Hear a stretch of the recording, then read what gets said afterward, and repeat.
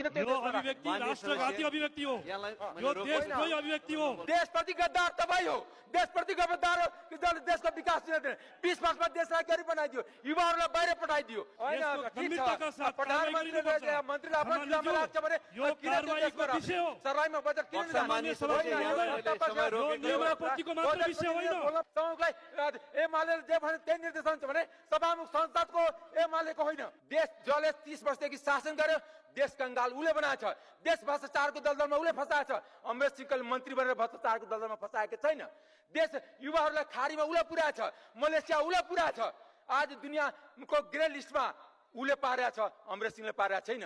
फेरि पनि आग्रह गर्न चाहन्छु, यो रेकर्डबाट हटाउनु मात्रै कुरा होइन, यो मुलुकको स्वाभिमानको विरुद्धमा, सार्वभौमिकताको विरुद्धमा, राष्ट्रिय अखण्डताको विरुद्धमा एउटा सांसदले यो संसदको रोस्टरबाट उभिएर यस्तो अभिव्यक्ति दिने कुरालाई कारबाहीको विषय बनाइनुपर्छ। उहाँलाई थप बोल्ने दिने कुरामा पनि संसदबाट सचेत गराइनुपर्छ, कारबाहीको विषय बनाइनुपर्छ।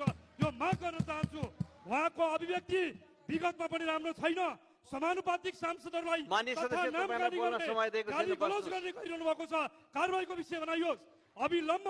सामान्य सभामुख महोदय, उहाँलाई यसभन्दा अगाडि बढ्न दिनु हुँदैन। उहाँको अभिव्यक्ति बेठिक छ।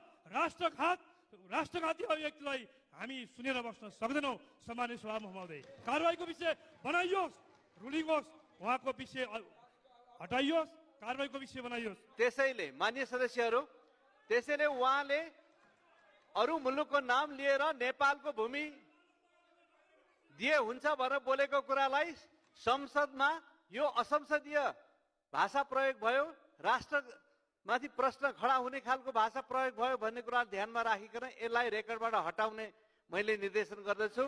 र दलीय हिसाबले यदि निर्देशन दिनु छ, त्यो निर्देशन हामी मान्न तयार छैन। किनभने सभामुखले निर्देशन दिनु पर्यो कि सबै जिल्लामा बजेट किन गएन, त्यो निर्देशन दिन आउँदैन सभामुखलाई। सभामुखलाई एमाले जे भने त्यही निर्देशन छ भने सभामुख संसदको एमालेको होइन।